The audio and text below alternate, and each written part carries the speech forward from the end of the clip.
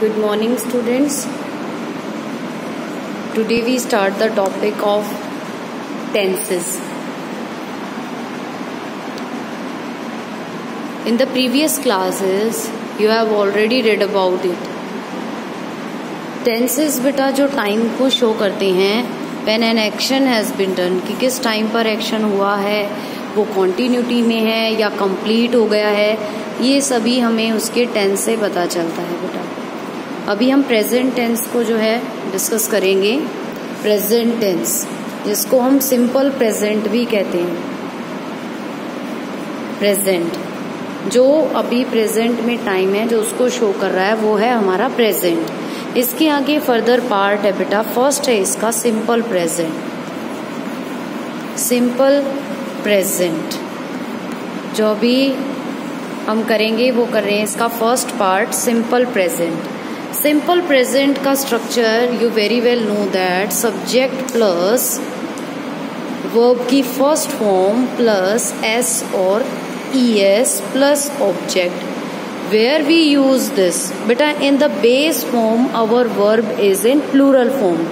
Verb की जो first form होती है जैसे प्ले है, ये प्ले क्या है बेटा, ये प्लूरल फॉर्म है.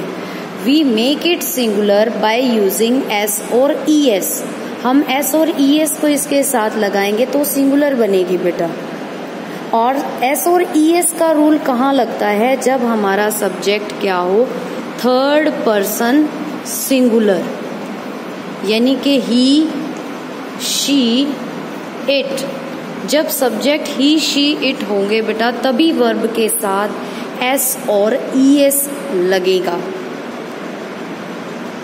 अदरवाइज हम प्लूरल वर्ब का यूज करते हैं. जैसे मैं कहूँ आई, मैंने पत्र लिखा. I write a letter. He writes a letter. They write a letter. अभी आप इन सेंटेंसेस को देखेंगे बेटा हमारे सब्जेक्ट के अकॉर्डिंग वर्ब चेंज हो रही है. यहाँ पर सिंगुलर, पहले इसको देखते हैं बेटा. ही थर्ड पर्सन सिंगुलर था तो वर्ब को सिंगुलर बनाया. राइट हमारी प्लूरल वर्ब है, हमारा सब्जेक्ट थर्ड पर्सन सिंगुलर है तो इसको सिंगुलर बनाया हमने बाय यूजिंग एस और E S. Writes a letter. They write a letter. They plural है, वर्ब भी हमारी कैसी है, प्लूरल है, तो इसमें कुछ चेंज नहीं करना, प्लूरल वर्ब आ गई. आई के साथ हमने प्लूरल वर्ब ली. यहाँ आपको ध्यान से देखना होगा बेटा कि राइट प्लूरल वर्ब है, सब्जेक्ट सिंगुलर है तो वर्ब सिंगुलर आनी चाहिए, लेकिन सब्जेक्ट फर्स्ट पर्सन सिंगुलर है बेटा. अगर थर्ड पर्सन सिंगुलर होगा तभी एस या ई एस होगा. इसीलिए हम आई के साथ हमेशा प्लूरल वर्ब का यूज करते हैं. Plural verb. Is it clear? And then we write the object letter. Clear? हमारा आई सब्जेक्ट हो गया, वर्ब ये आर्टिकल और ये पूरा हमारा क्या मानेंगे इसको हम, object. I think this is very clear to you. Now come to the point where we use simple present. You can see here that simple present is mainly used, you can read out from your book, to express a habitual action. कोई habitual action हो, कोई habit हो, कोई custom हो, रीति रिवाज हो, कोई रूटीन की बात हो जो जनरली हो रही है बेटा, तो हम सिंपल प्रेजेंट का यूज करते हैं. He gets up early in the morning. He never tells a lie. They usually help. I often play. Our school begins. यानी कि सब्जेक्ट अगर हमारा सिंगुलर है, थर्ड पर्सन सिंगुलर, तो हमने वर्ब को सिंगुलर बनाया, अदरवाइज हमने प्लूरल वर्ब को ही रखा. क्लियर? और ये सारे सेंटेंसेस हमारे हैबिचुअल एक्शन, हैबिट और कस्टम, रूटीन को शो कर रहे हैं जो जनरली होते हैं. नेक्स्ट आप सेकंड देखोगे, to express the general truth. General truth universal fact. जितने भी यूनिवर्सल फैक्ट हैं बेटा जो प्रूव हो चुके हैं, जो कभी नहीं बदलते, तो ऐसे सेंटेंसेस को हम सिंपल प्रेजेंट में रखते हैं. The sun rises in the east. Water boils at 100 degree Celsius. तो ये ऐसे सेंटेंसेस को हम सिंपल प्रेजेंट में रखेंगे और सब्जेक्ट के अकॉर्डिंग वर्ब को चेंज करेंगे। अगर थर्ड पर्सन सिंगुलर सब्जेक्ट है तो सिंगुलर वर्ब, अगर प्लूरल है तो plural verb. To express a fact that is true at the time of speaking, means जो थॉटिकली प्रूव हो चुका है कि यही होगा, जैसे द सन राइजेस, इसको हम यूनिवर्सल फैक्ट की तरह भी ले सकते हैं, जो प्रूव हो चुका है कि यही होगा। Vegetable cost a lot these days, the sun sets at a little after 6 these days. तो आजकल के दिनों में 6 के बाद, अ लिटल आफ्टर 6 के बाद छिप रहा है। जनरली और कुछ भी हो सकता है, 6 से पहले भी हो सकता है, लेकिन इन दिनों छिप रहा है और ये बात ट्रू है, फैक्ट है। तो ऐसे सेंटेंस को भी हम सिंपल में रख सकते हैं बेटा।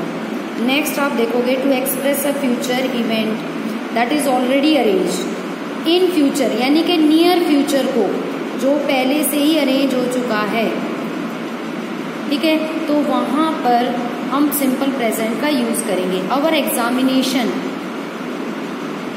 बिगिंस ऑन मंडे, तो ये नियर फ्यूचर है और इसकी प्लानिंग पहले से हो चुकी है, तो हम सिंपल प्रेजेंट में रखेंगे इसको। To form certain subordinate clause, आप इस क्लोज वाले को अभी नहीं करेंगे, later after doing clauses we attach this part. Clause करने के बाद मैं आपको क्लियर करवाऊंगी, अदरवाइज इतना देख लो कि जब दो सेंटेंसेस को जोड़ा जाए और जो सबऑर्डिनेट क्लॉज होता है वो क्लॉज जो हमारे प्रिंसिपल क्लॉज के ऊपर डिपेंड होता है बेटा, तो उस सबऑर्डिनेट क्लॉज में हम सिंपल प्रेजेंट का यूज करते हैं। क्लियर? ये हमारे सिंपल प्रेजेंट के रूल्स थे, इसी पर बेस्ड हमारी एक्सरसाइज 20 है।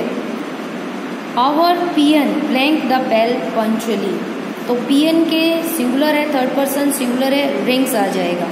आपकी बुक में ये रूल भी दिया हुआ है बेटा, किस वर्ब के साथ एस लगेगा, किसके साथ ईएस लगेगा। फर्स्ट आप देखो, verbs ending in double S, S H, C H, X O adds ES, जब इनसे हमारी वर्ब एंड होगी तो क्या लगेगा, ईएस, एस नहीं आएगा। वर्ब अगर हमारा वाई का इसके अंदर रूल देखेंगे बेटा, इसके एक्सेप्टली जो भी है हमारा, ये देखो ईएस का बता दिया है हमने, ईएस का यहाँ हमने कर लिया। इसके बाद देखोगे आप कि अगर हमारी कोई वर्ब वाई से खत्म हो रही है और उससे पहले कोई कॉन्सोनेंट है, तो हम वाई को रिमूव करके IES लगेगा बेटा, आई लग जाएगा और ES प्लस कर देंगे। लेकिन अगर वाई से पहले कोई वोवल है तो वाई को हम रिप्लेस नहीं करेंगे, सिर्फ एस को ऐड कर देंगे, स्टेज, प्लेस, ठीक है। लेकिन मैरी वाई है, आर से वाई आर लगा हुआ है, वाई से पहले जो एक कॉन्सोनेंट है, तो हम वाई को हटा के आई करेंगे और ES लगाएंगे। I think this is clear to you. Now move to the exercise. अब यहाँ आप देखो बेटा, ही ब्लैंक मी वेल, तो ही थर्ड पर्सन सिंगुलर है, तो treats. The sun rises, a novelist writes, she goes, bad people fight, a tailor stitch, the boys generally keep, plural है तो plural word. Here the weather change, singular है तो singular. Clouds bring us rain, clouds bring us rain, clouds है plural verb आ गई। A jungle fire blank very fast, तो singular है, इसको भी हमने सिंगुलर बनाया, स्प्रेड्स। टीचर्स प्लूरल है, वर्ब को हमने प्लूरल रखा, teach. Wood blank on water, तो वुड सिंगुलर है, verb singularly floats. A good school, तो सिंगुलर है, सिंगुलर बनाया, produces. I blank him by name, I के साथ प्लूरल वर्ब आती है तो नो आएगा, नोज नहीं आएगा बेटा। I think this exercise is clear to you. Next में बेटा हमको नेगेटिव बनाने हैं। नेगेटिव बनाने के लिए हमें हेल्पिंग वर्ब की ज़रूरत होती है और हमारे अकॉर्डिंग टू स्ट्रक्चर यहाँ पर हेल्पिंग वर्ब नहीं है, तो हमने सिंपल प्रेजेंट में हेल्पिंग वर्ब दे रखी है बेटा। हेल्पिंग वर्ब वो है हमारी डू और डज। थर्ड पर्सन सिंगुलर के साथ डज लगता है, बाकी सबके साथ डू लगेगा बेटा। अगर यही एक सेंटेंस ले लो, ही राइट्स अ लेटर, अगर हमें इसका नेगेटिव बनाना हो तो हम क्या कहेंगे, ही डज नॉट। और क्योंकि यहाँ डज लग गया है तो अब यहाँ इसके पीछे से इसको हम प्लूरल यूज करेंगे। जब एस या ई एस यहाँ यूज हो गया तो मेन वर्ब को हम प्लूरल रखेंगे, वहां एस या ई एस नहीं यूज करना है बेटा। Clear? He does not write a letter. अब इसका बनाते हैं आई क्योंकि थर्ड पर्सन सिंगुलर नहीं है तो हम यहाँ पर डू का यूज करेंगे। I do not write a letter. I think this is clear to you. ये नेगेटिव बन गया है बेटा। जब हम इंटेरोगेटिव बनाते हैं सेंटेंस को तो हेल्पिंग वर्ब को हम सब्जेक्ट से पहले रख देते हैं। तो यहाँ पर इसका क्या बनेगा बेटा, I write a letter. I write a letter. इसका नेगेटिव बना I do not write a letter. इसका इंटेरोगेटिव बना बेटा, हेल्पिंग वर्ब को आगे ले आओ, do I write a letter. अगर इंटेरोगेटिव नेगेटिव बनाना है बेटा, डू आई तो यहाँ नॉट लगा दो, do I not write a letter. I think this is very clear to you. Now move to the exercise. Now it's your turn to solve this exercise 21 and 22 also based on simple present. Do it, and your homework is to revise present indefinite tense, simple present, and laterly we discuss the both the exercises. You can match. Thanks and have a nice day beta. If you are having any query, any doubt, then you can ask me. Thank you beta.